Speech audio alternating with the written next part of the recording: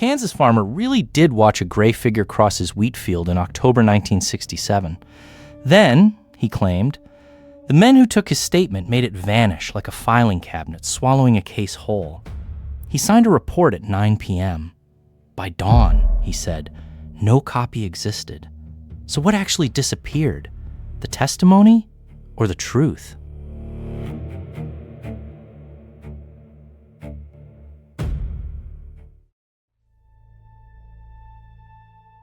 It happened in rural Ellis County, Kansas, in October 1967, on wheatland that later UFO literature would only ever tie to a pseudonym, Walt Hendricks.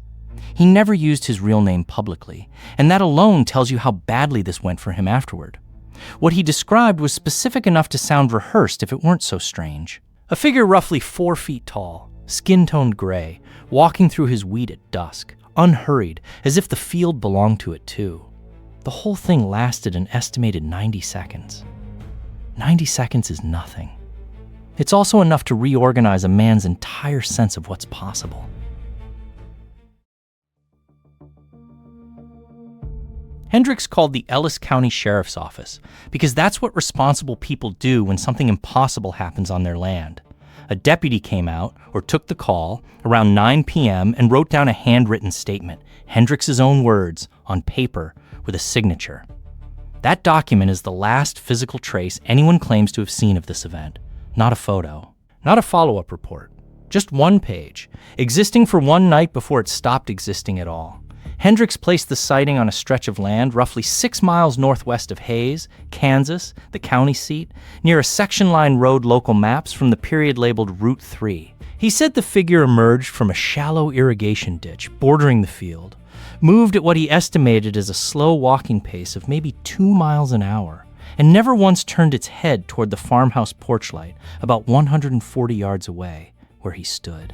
He described the temperature that night as unseasonably cold for early October, somewhere near 38 degrees Fahrenheit, cold enough that he remembered his own breath fogging as he watched.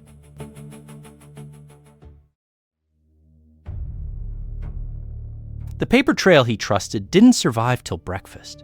Hendricks claimed 2 men in plain clothes showed up at the sheriff's office overnight. No badges shown, no agency named, nothing that would let anyone verify who they were. By the next day, the deputy who'd taken his statement reportedly couldn't produce it. Not filed wrong, not misplaced, just gone. The way a drawer looks the same shut as it does empty. That's the filing cabinet moment the whole case turns on. Hendricks later told a Wichita-based UFO researcher, in a taped interview from 1979, that the 2 men arrived in a dark sedan sometime between 2 a.m. and 3 a.m., spent maybe 20 minutes inside the station, and left without acknowledging him, even though he was reportedly sitting in the front waiting area at the time. He said one man wore a gray overcoat despite the season, a detail he repeated in at least 3 separate retellings over the following decade. The sheriff's office at the time was a 4-man operation serving a county population of roughly 28,000, according to 1960s Kansas state records, which meant overnight visitors of any kind were rare enough to notice.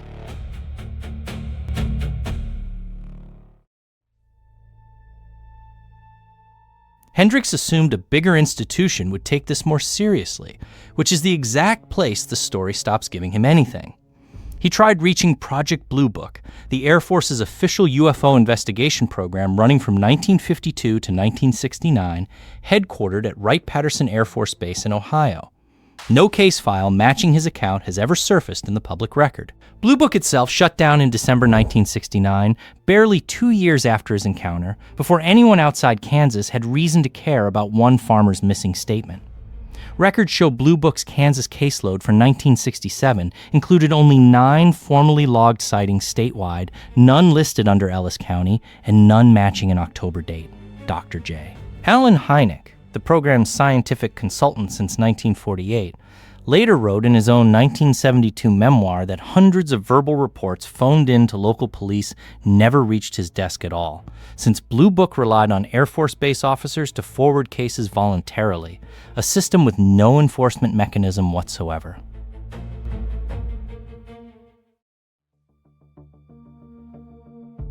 A second voice briefly seemed to back him up, then frayed exactly like the first. A neighboring farmhand reportedly told friends he'd seen strange lights the same week. Nobody ever formally interviewed him. His name appears in no surviving document. And when researchers checked local papers for any mention of lights, figures, or a farmer's strange night, the Ellis County Archives had nothing at all, as if the entire county declined to notice. The farmhand, referred to only as Delbert in secondhand accounts collected by researcher Fred Whiting in 1988, reportedly worked a neighboring 320-acre spread about a mile south of Hendricks's property. He allegedly described a slow-moving amber light hovering over a stock pond around the same week, sometime between October 12th and October 19th, 1967, based on Hendricks's own best recollection of the date. The Hayes Daily News, the county's paper of record since 1876, ran no story matching any of this in its October or November 1967 editions, according to a 1994 microfilm review conducted by a regional UFO study group. Decades later, researchers tried the obvious move: ask the institution that started it. Ellis County Sheriff's Office records from 1967 turned out incomplete. Some accounts say outright lost. When UFO researchers in the 1990s formally requested files matching the date, nothing was produced. The deputy Hendricks once named has never been definitively identified, meaning the one official who could confirm any of this simply isn't findable. The drawer wasn't just empty. Nobody could even say whose desk it belonged to. The 1994 records request, filed by a Kansas-based MUFON chapter under the state's open records statute, took the county clerk's office 7 weeks to answer, and the eventual reply stated that incident logs prior to 1971 had been disposed of per standard retention schedule, a policy that, per Kansas State Archive guidelines from the era, allowed departments to destroy minor incident paperwork after 3 years.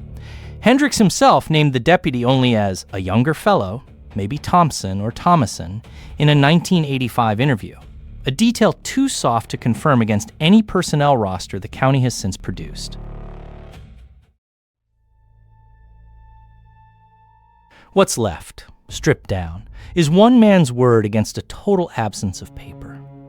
Hendricks told the same core story in interviews until his death, reported in the mid-1990s, without changing its shape.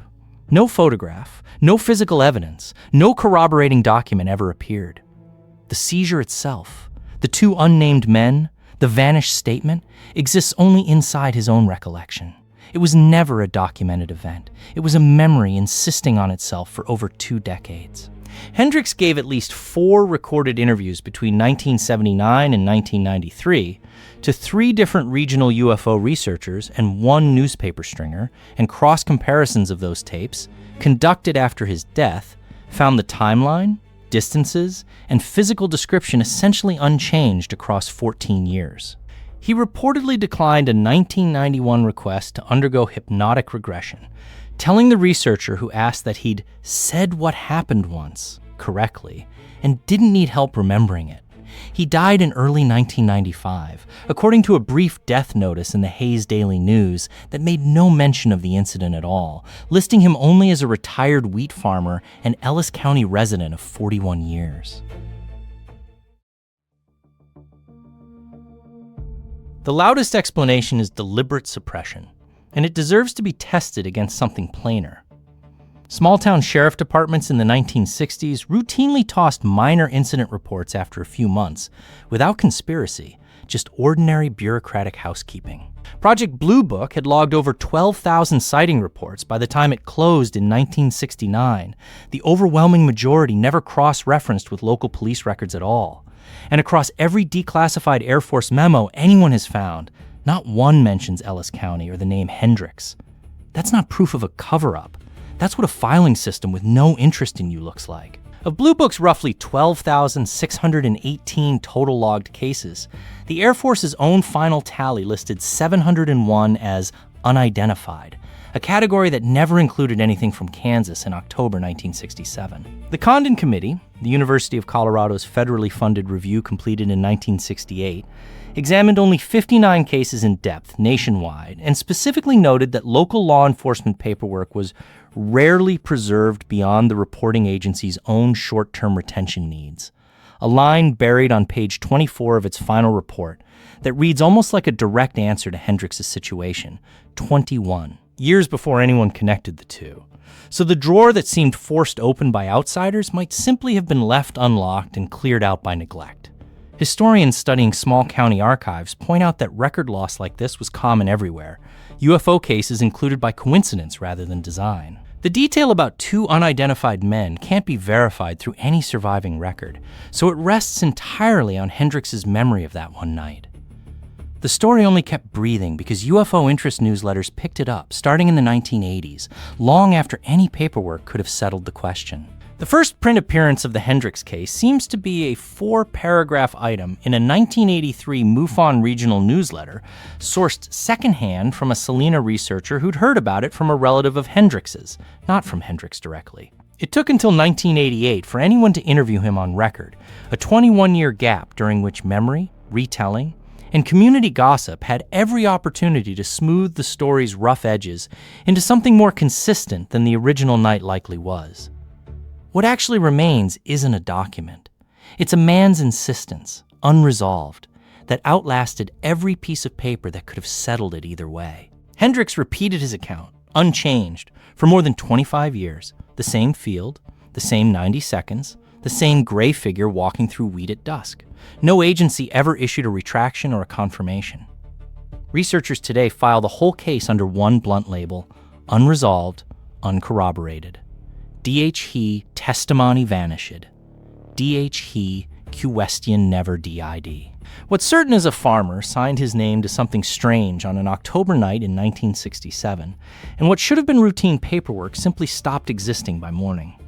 Whether that's a government hand in the drawer or just an old county office's ordinary carelessness, nobody has ever proven either way. Do you think Walt Hendrix's missing statement was quietly seized or quietly lost? Tell me which one you'd bet on in the comments. And if you like turning cold cases like this over stone by stone, stick around and subscribe for the next one.